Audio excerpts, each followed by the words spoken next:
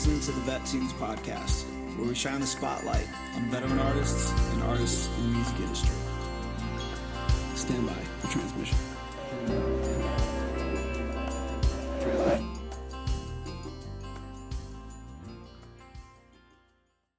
All right, transmission indeed. We are transmitting to you from Harmony Hill Studios in Shelbyville, Tennessee.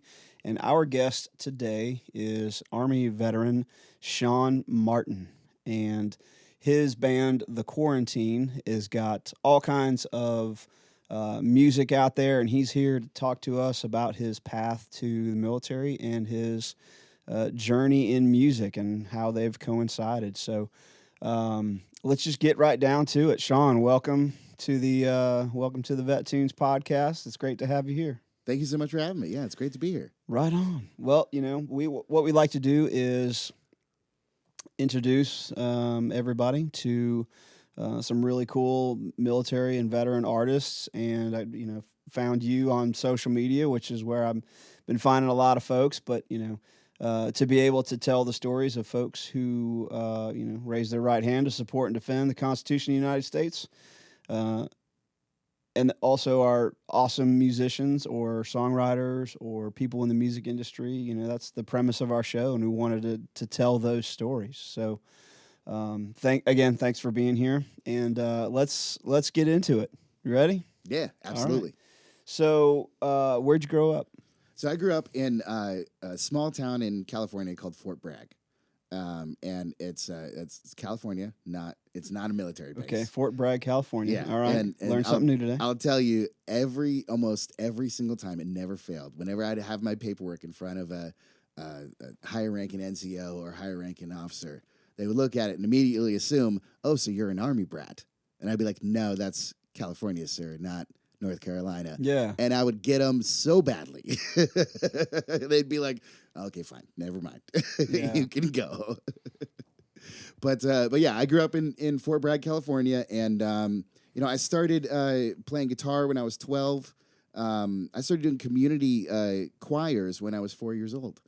And recorded some of my songs before I went into the military. Okay, so you had been playing, before going into the service. Yeah. So when did you start playing? I started playing guitar when I was 12. Okay. And I started writing songs not too long after it. Gotcha. And some of your influences back then?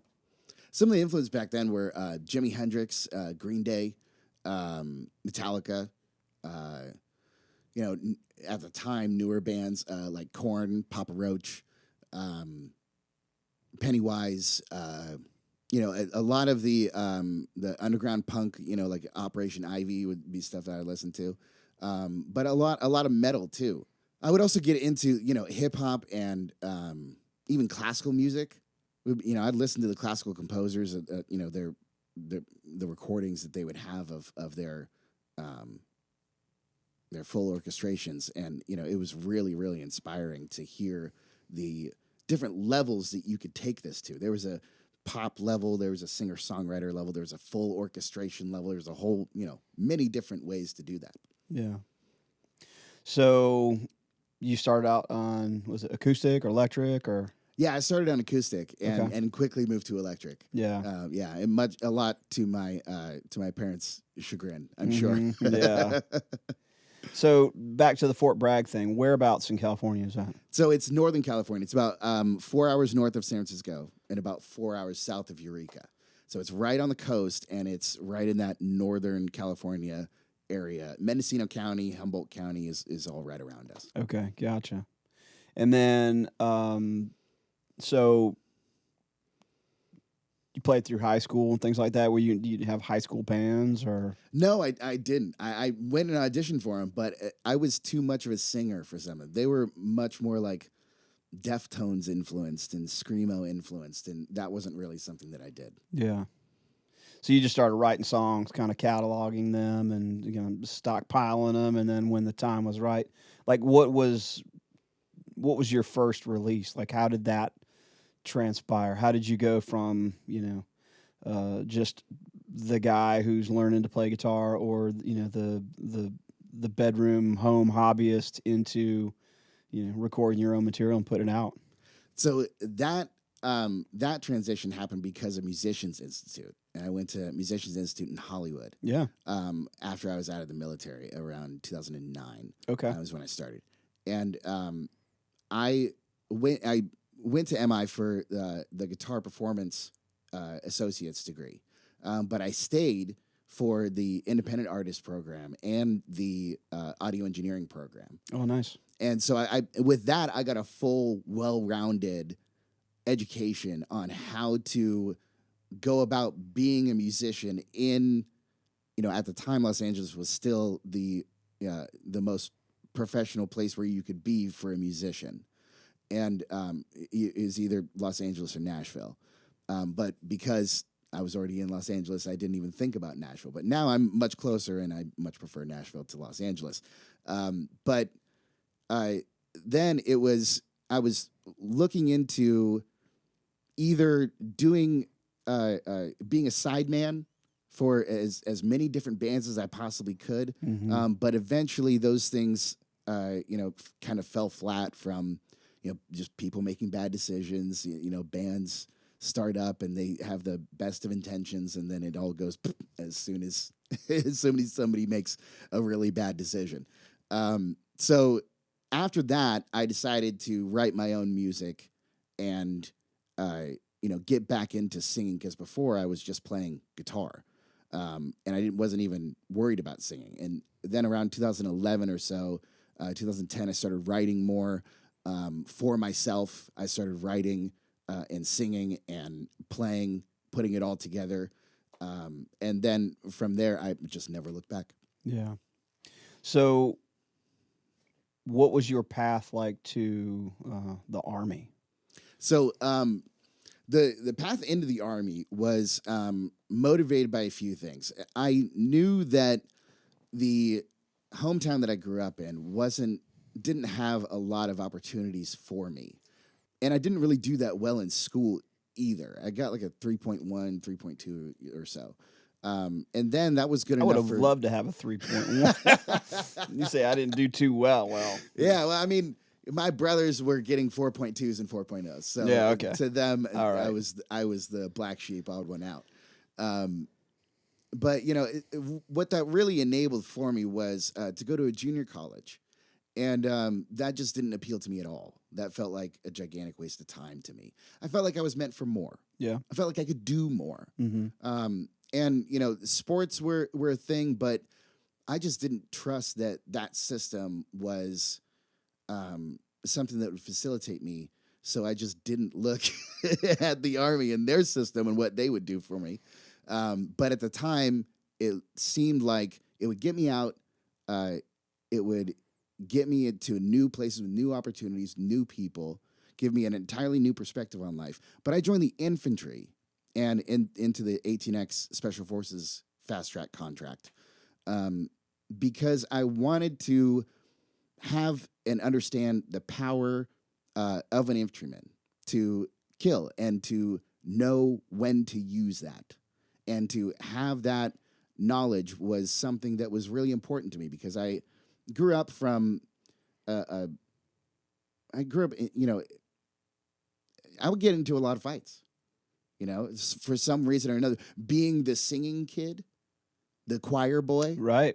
There's lots of things to pick on. I was very small too, so there was lots of things to mess with. I didn't make great decisions, so there you go. There's another thing to make fun of. So I started to, from a young perspective, I wanted to try to harness my anger instead of just letting it consume me. Yeah. And I felt like the infantry was the best place to do that. Yeah. So you got into the Army 2003? 2004. 2004. Yeah, December 28, 2004. So there's plenty of fighting to be had in both Iraq and Afghanistan. So, how did that factor into the decision making? It's like, well, because back then you're still just a couple of years past 9/11. There was still a lot of that, the frustration and the anger. Did that factor into it too? Yeah, I felt like it was it was the only safe place for that. Yeah. You know, safe place. Again, it sounds ridiculous when they say it out loud, but I mean, you're gonna go find the safe place in a war zone. You know, it doesn't make any sense. But either way, I knew that that was coming, and I was expecting it because my mentality was not just on the unit that I would deploy with, but on the special forces contract that I would get later on. Right. You know, that I would fulfill after I went into a deployment. So I was expecting that I would be deployed, and I was looking forward to it. So when you did deploy, well, you got in to the Army 2004, and then you were a West Coast guy. So where was your basic training? My basic training was in. They sent me to Fort Benning because it was the infantry. Okay. So we were at Benning for basic and airborne school. Yep. And then after that, I chose to defer to the 3rd, the 5, and 9th instead of going to Fort Bragg, North Carolina, to go to selection. Gotcha. All right. So you get done with boot camp, and then you get done with jump school and all that stuff, and then you go to what? Big Army. That's when you get your first unit. Yeah. And then they're like, "Hey." Did you know on the timeline of when you guys were going to deploy, or? No, they didn't tell us, but the entire purpose and everything that we were doing was geared towards that. Sure. The overall picture that we could see after we deployed was that the Army was trying to see how fast they could stand up a unit from basic training to ready to go into combat. Mm-hmm. And our unit was one of the test units because they were trying to do it in under a year and a half. And for us, we succeeded. We did a year and a half of straight training in Alaska, completing more than a minimum of 20 jumps. And we went to Thailand to go and train with the Thai military there. Mm-hmm. And then after that, we went to JRTC in Fort Polk, Louisiana. And oddly enough, the first of the 509th is the Op 4 there. So it was like our sister unit. And they're like, hey, now we're going to murder all of you. We're going to destroy you guys so badly, it's not even going to matter. Yeah. But nice to meet you. Yeah. Well, nothing says, getting ready for the heat and the dust of Iraq, like training in Alaska. Oh, yeah. Yeah. Well, I mean, when they took us to Fort Polk, Louisiana, it was August. So we're coming from the worst of August in Alaska is like 65 and like kind of sunny. Yeah. You know, when we get to Louisiana in August, it's 100 degrees, 100% humidity the entire time. Yeah. I literally got 3 heat strokes just because. One from getting smoked, and the other 2 from the actual missions and trying to move through all of these forests and in between all of the different buildings and the different objectives they had for us. It was a craziness. Yeah. Yeah. I did a couple tours down in Louisiana, and it is swampy. And the humidity is varsity. Yeah. Like the only higher humidity I think I have encountered was like over in Okinawa. Yeah. But it was thick. But yeah. Good training all around. Oh yeah. Yeah. It was definitely a point for us to it was a point of accomplishment for us to get through that because we knew that the environmental odds were stacked against us. Yeah. So you finally made it over to Iraq, and then you were at FOB Kalsu. That's where y'all were based out of? Yeah. What did you think when you first landed in country? Like, so you went through Kuwait, right? And then you get the bird or the vehicles to your FOB destination. Like, what did that feel like to you? It felt like when you buy a new suit and you're looking forward to everything that the suit can do for you. But at the same time, you're showing up with a set of skills. and you're prepared and ready to use them. So nothing was really intimidating. We're kind of showing up there like, if we're going to blow up, we're going to blow up, whatever. We're still going to, even if I get blown up, I'm still going to go forward to the objective. That was our mentality. Right. So, it was just another place where we have to do our job. Maybe a little bit difficult, maybe a little bit weird. People speak strange languages. Doesn't matter. Yeah. Same mission. So you get to Kalsu, and I stopped by there a couple times. I remember getting the picture in front of the FOB Kalsu sign and reading, what it was named at or who it was named after, and just kind of some of the brief history of it. But what did you think about that when you got there? I thought that when we got there, the main part of the base, the biggest building, was the chow hall, and it's really not saying much. Yeah. It was still a pretty small, like, for all of the people that were coming through there, it really wasn't that big. And then they knocked all that down and put up a huge barn style, like industrial, huge chow hall, and it was awesome. And when we were living in those 40-person tents for the first, I don't know, month or so that we were there, and then we got moved into cans, and it was very. Everybody had a lot of high expectations, and we suffered casualties. We lost Sergeant Gibson after 2 weeks on a ride-alongs. We got hit. So that mentality of we're just going to do our job came right up to the face of, okay, well, you could die. You got to now face your mortality. Yeah. Everybody does. Yeah. Because it's going to happen. You've signed up. You've asked for it. Now you got it. So overcoming that is something I think that all of us went through in our own form or one form or another. And for me, it felt like every casualty was just more motivation. Every bad thing that happened was just another thing that we have to tack on to go do and accomplish and find the people who did it and detain them or kill them. And that's what we were focused on. We were very much throw away all the rest of the bullshit.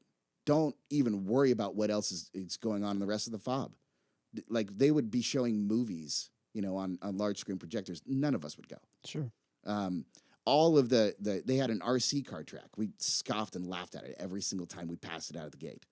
It was a very different experience than a lot of other people I've talked to, where it was, especially arty guys, where they're like, we're hanging out and drinking and eating and shooting off arty every once in a while, and then go back and eating and drinking some more, and 12 hours on and eating and drinking, and then we go 12 hours off. The only difference is we're just not shooting arty. That was not my experience at all. We were constantly busy, 2 to 3 missions per day outside the wire, going all the time, focused on the intelligence that we were getting, focused on the information that we were getting to make that area outside of the wire more safe for the people who was in it. Yeah. That was our mentality. And you were there for how long? I was there for 11 months. Yeah. My unit was there for 15. Okay. Yeah. I remember the Army was doing the 15 months, and on the Marine side, you were either doing 6 or 7, or you were doing a year. Yep. Yeah. Yeah, we showed up and they were like, "Oh, it'll just be a year," and everybody's like, "Oh, nobody believed that." Yeah. And nobody take that to heart. Yeah. Did you get some time off in between? Did you get I know a lot of us got if you were there for a year, you got 2 weeks of leave. Yeah, I got leave and around April, I think. And when I went back on leave, they had me see a required Army psychologist, and that Army psychologist, assured me that everything that I told him was under patient, confidentiality. Mm-hmm. It turned out it wasn't, not at all. I was telling him all of the crazy shit that had happened in our deployment, and it was a lot. There was all different kinds of really messed up things, and a lot of different combat experiences that I still hadn't even really processed at all.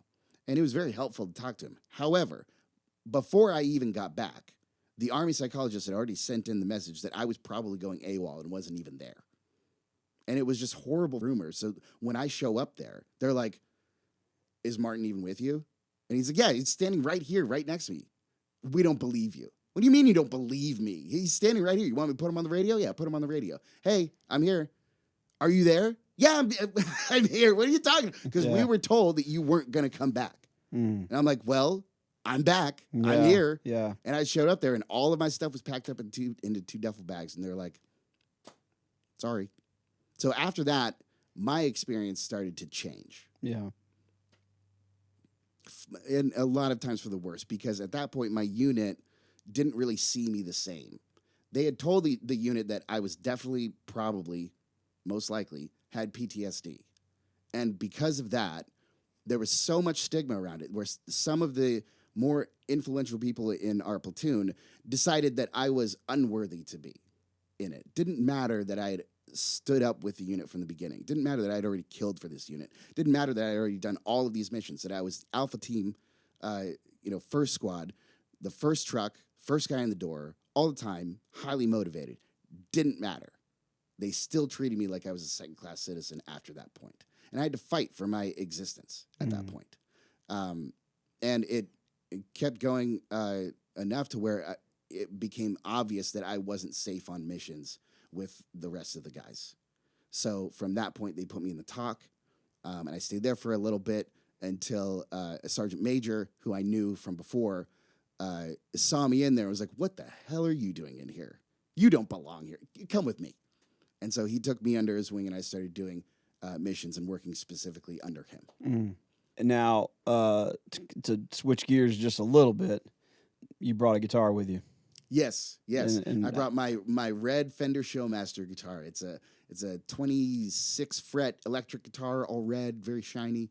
I would sit outside my can and play that whenever, and I would get all different kinds of people who would be like, "Oh, dude, you got a guitar?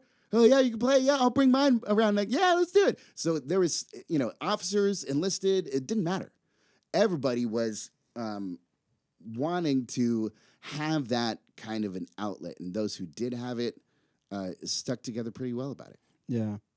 I did the same thing. I brought a guitar to Iraq, and, it was kind of music was the great equalizer, because you go and rank didn't matter, branch didn't matter. It's just the fact that you're all over there. You're all in the big suck, so to speak. And, everybody loves music, and it's a little piece of home, and you're just passing guitars around. And, it was a great way to meet people. It was a great way to break down some of the barriers, of rank and that kind of thing, and just kind of be human over music. And that was what I thought was pretty powerful. Yeah, absolutely. And especially during that time, for me, it was a struggle to retain who I was. It was a struggle to be somebody other than the infantryman who needed to always have and keep his military bearing and military discipline about him. It was only when I could, sit and relax and in my can or playing guitar in which my humanity could come through and show. The rest of it, you had to keep it safe. You had to keep it away from other people because they could use it against you. Not just the enemy, the other people around you as well. And it's what I came to find out. And the more that you show your humanity, the more things that they can have to use against you. And I found that to be like just a horrible way to look at what was really going on. But in the end, I was able to slough it off because I had music. Yeah. In the end, it didn't matter. Yeah. Now, did you find yourself writing over there, or did you find yourself more just kind of playing familiar things from home or trying to learn some new stuff?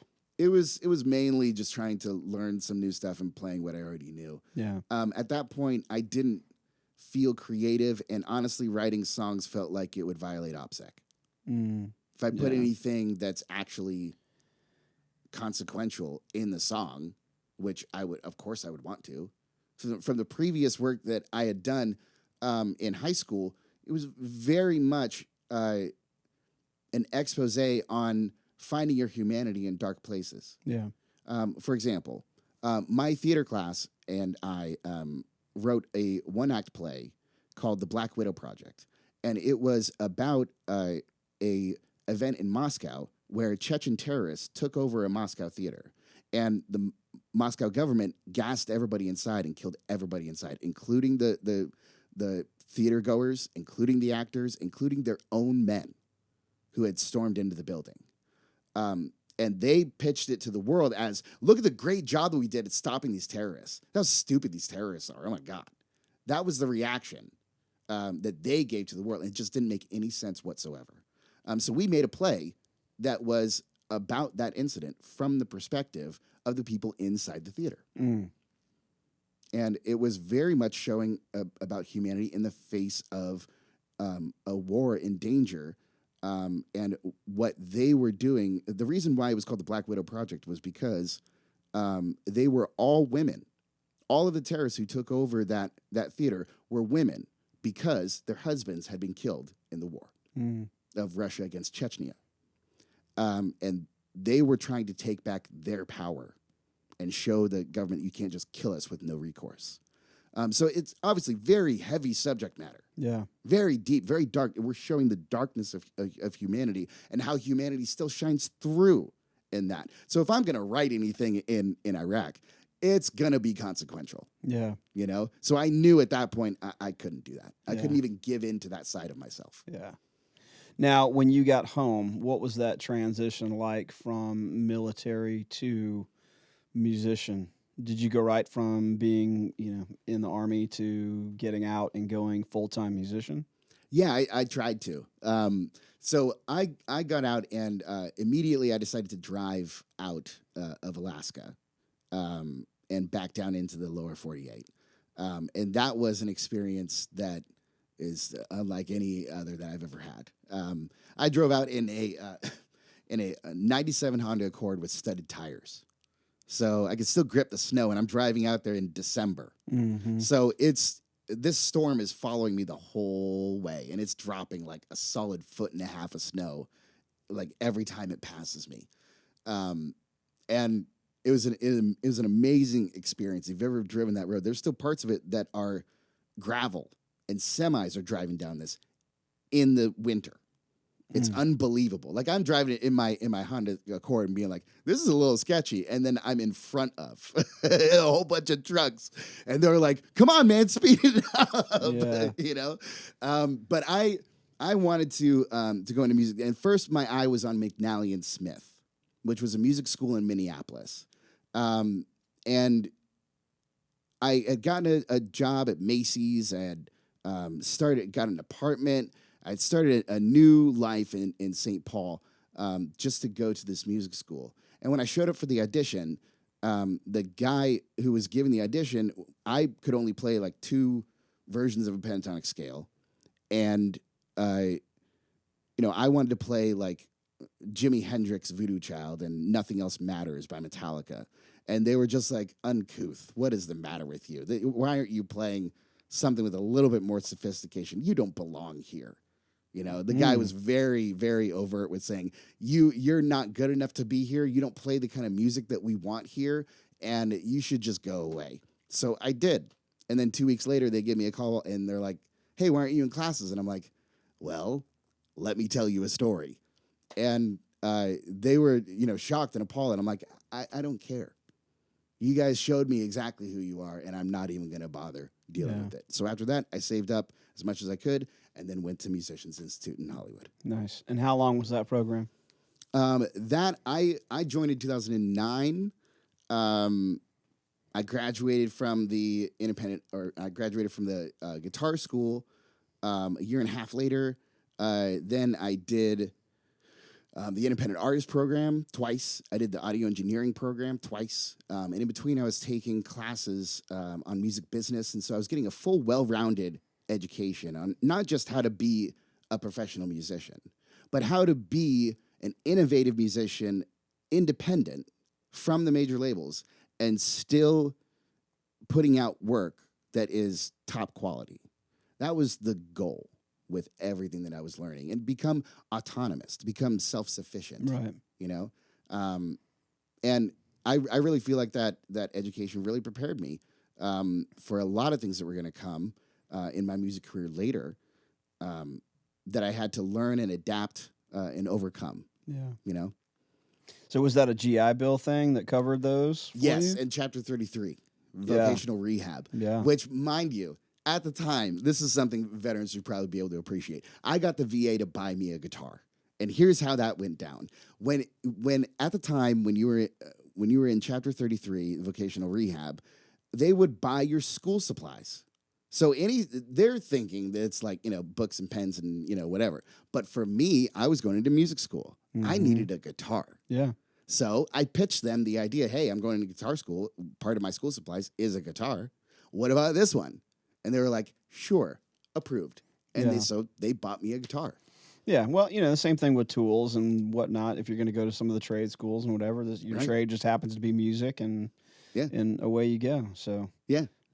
No, I mean, well, that's a testament to all the programs that are out there, and the fact that if you do take advantage of them, then you can go out there and do things with them. Oh yeah, absolutely. Because there's a ton of things out there, but I love hearing folks that choose to do different music programs. Like we went to I'm trying to think. Dark Horse Institute is a giant studio and a teaching studio. It's in Franklin. They have kind of two campuses. One of them is a big kind of mansion out in the country, and then the other one is it's at the factory in Franklin, and that's more of their teaching institute. But you can use your GI Bill to go and do those programs, or Chapter 33 and that kind of thing. And I just think it's cool. It's a great way for veterans to go out there and use the things that are afforded to them to go do some things or learn things that could be a new trade or a craft for them. So that's super cool. Yeah, absolutely. All right, so you get done with that. The quarantine. When did that come about? When did that start? When did that vision start to take place? So it started in the independent artist program the second time. I needed music to finish the independent artist program, because the whole project is you record your own music, you master and mix and master your own music that you recorded. Then you get it ready for release, and you go through the whole process of distribution and promotion. And we teach you all the different aspects that go along with that. So you got to have music in order to do the program. So I had to start writing songs and have something to put down. So I did. I wrote Where Did You Go and Ballad of a Dead Man and Wrong Way Traffic. And Wrong Way Traffic is it's just an instrumental, but Ballad of a Dead Man is very much about the feelings of coming back from war. It's very much about the things you've seen and how it just makes you feel dead inside. So it was very heavy subject, especially for the class. Like nobody else was writing about that kind of shit. And so around 2011, it started in the studio, and then 2012 is when we started doing live shows out around in Los Angeles, playing at all the different venues that we could possibly get into. Yeah.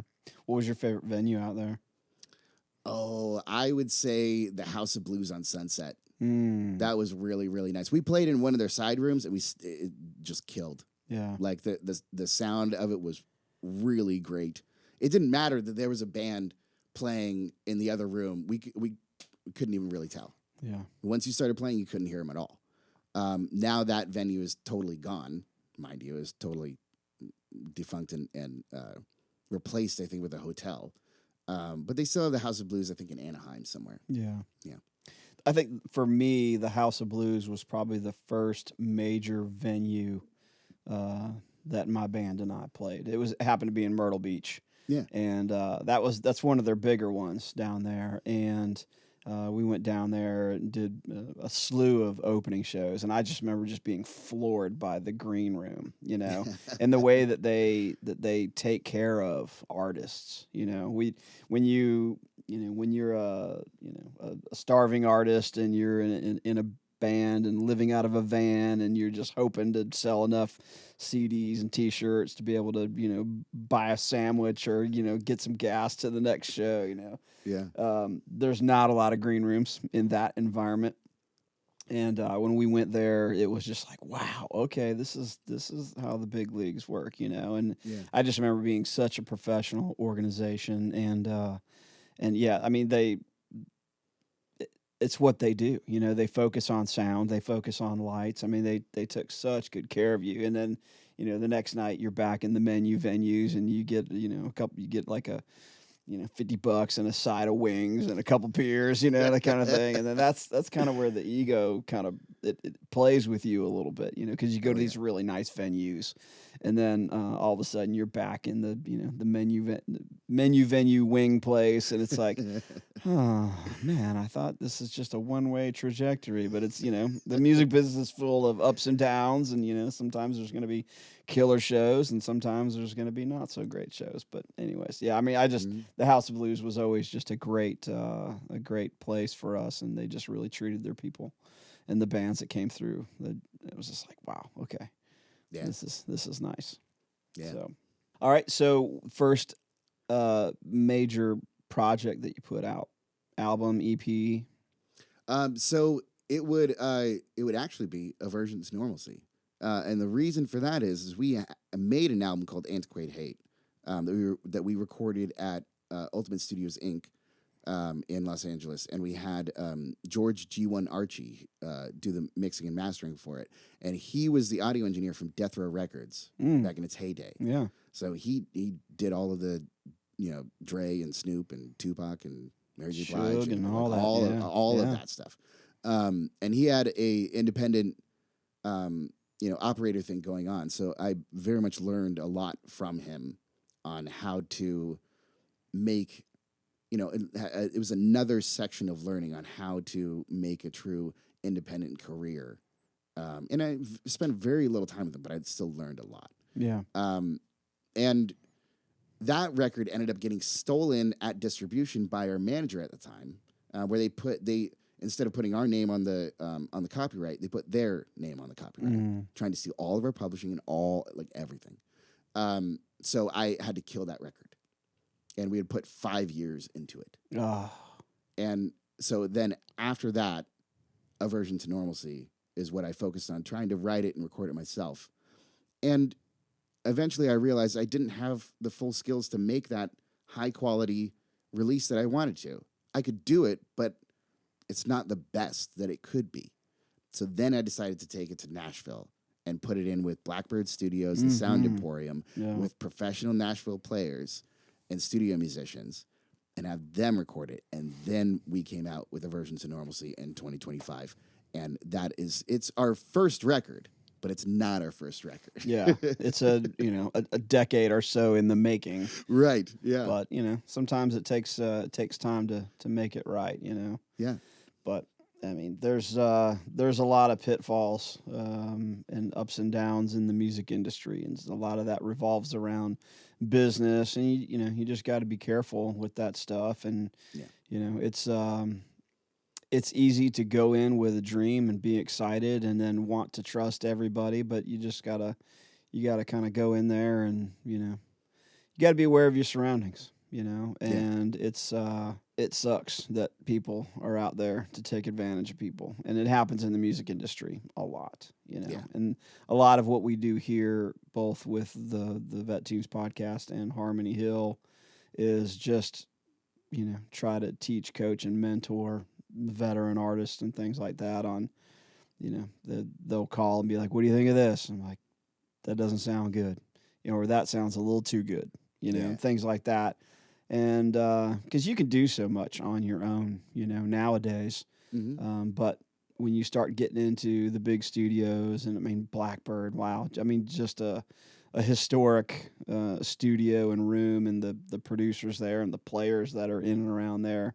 Oh yeah, man. I mean, it's just incredible. Yeah, absolutely. And that's the beauty of Nashville, is there's so many great players, and that's why when I retired from the Marine Corps, I was like, I'm gonna go close to Nashville, and and here we are. So yeah, it's there are pitfalls out there, and there are people that are just waiting to prey on you, and there's so many people that come to Nashville or LA, New York, Atlanta, wherever all the big music cities, and they go there with a dream, and they want to trust, but you got to trust but verify and all that kind of stuff. So Yeah.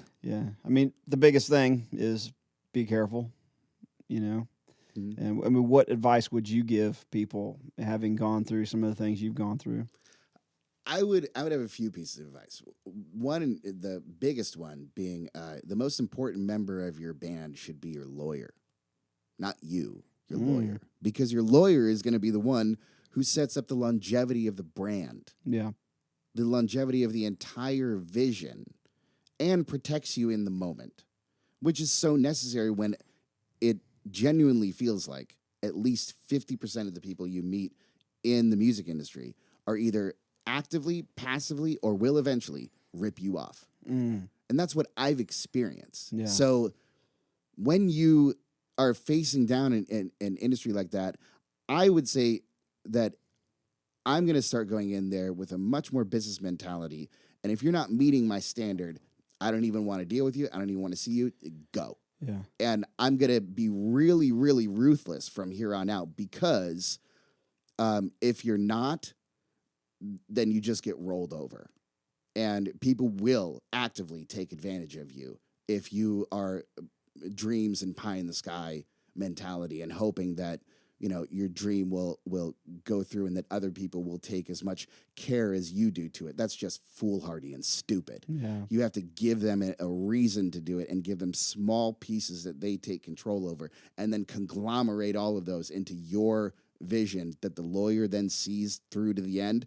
That's a much better plan than with checks and balances than just hoping that someone is going to treat you right because you're a good person. yeah. So the aversion to normalcy. Mm-hmm. How many songs is that? It's 5. Okay, so that's a EP, and it came out November? Yeah, November 12th, 2025. All right, so the day after Veterans Day, 2025. Still fresh, still working it. Yeah. You brought your beautiful guitar here. Are you going to play a song from that album, or what are we going to hear today? Yeah, I'm going to play Skeleton Chair from that album, and maybe another one. Cool. Probably from Aversion to Normalcy as well. So, yeah. Good stuff. Yeah, so what we do here on the VetTunes podcast is we sit down with veteran and military artists, and we do them both virtually, and then we also do the in-studio. We much prefer the in-studio because then we get to, be treated to an acoustic performance. Normally, folks will come here and do a couple songs. One song will make it into the podcast, and then the other one will serve as a standalone video on our VetTunes podcast YouTube page. So you can go check it out if you want to see some and hear some great military and veteran artists. Go check that out. But where can people find you? You can find us. We're on every streaming service. So search for The Quarantined on any streaming service, and you'll find Aversion to Normalcy. However, we are also on Bandcamp, and our entire discography is available on Bandcamp. So thequarantine.bandcamp.com, you can buy our entire discography there. But Aversion to Normalcy is out on all streaming services right now. Nice. We're also on Instagram, TikTok, Facebook, at The Quarantined. You'll find us. Nice.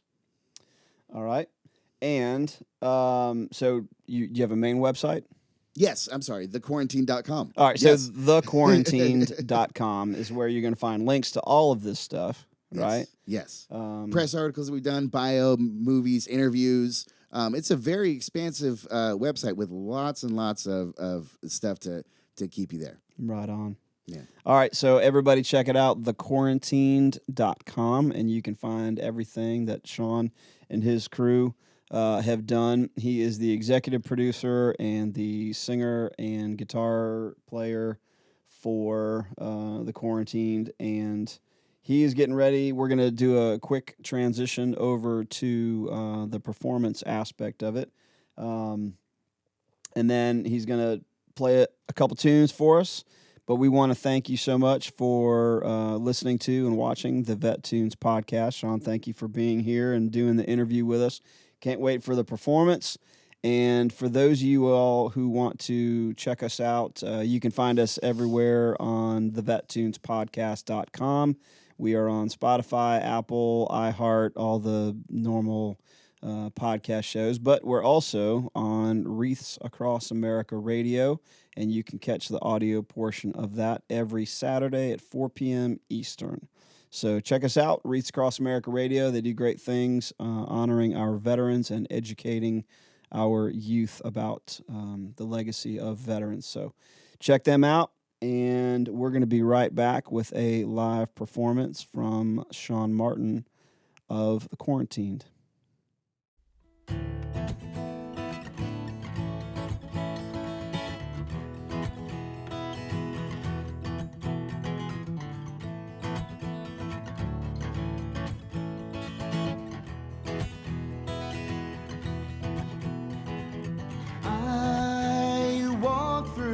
This field I'm burning feet, blind and sand mixed with my sweat turned dry. Night felt like emptying my mind again. When I hide, it's scarred inside. Don't know. Do it again, do it again. Side on my bones to this chair, my friend. Freedom is dead, freedom is dead. It's got to be instead. Oh no.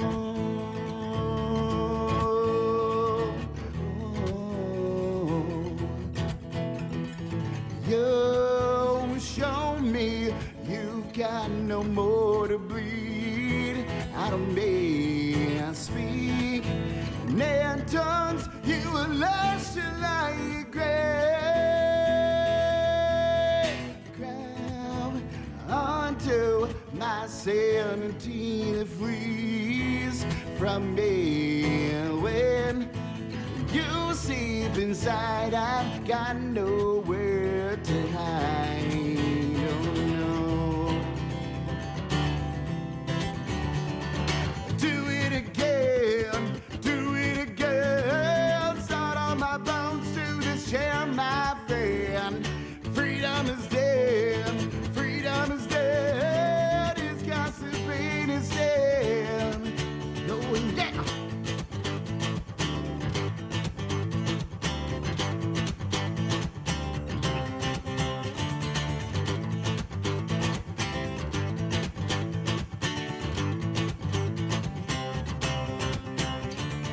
Where my mistakes, pushing until you break. Freedom is dead.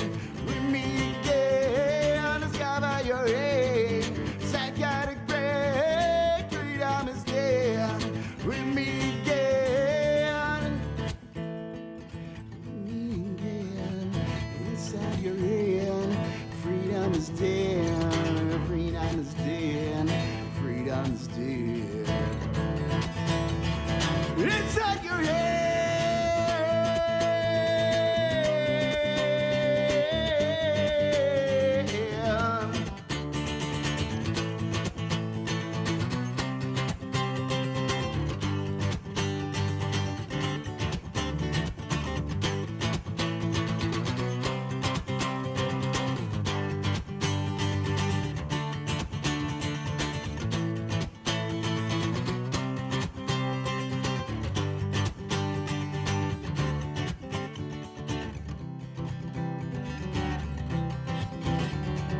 Do it again, do it again. Start on my bones to this chair, my friend.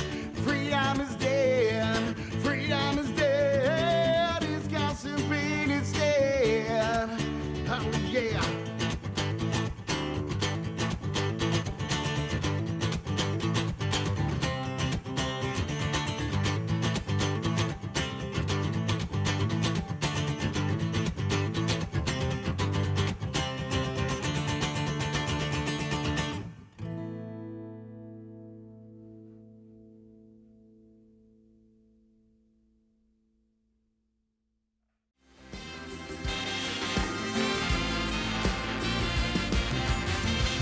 Thanks for listening to the VetTunes podcast. If you enjoy this content, please like, follow, share, and subscribe. We have a lot of great stories, interviews, and live performances from veteran artists coming your way. So stay tuned. VetTunes out.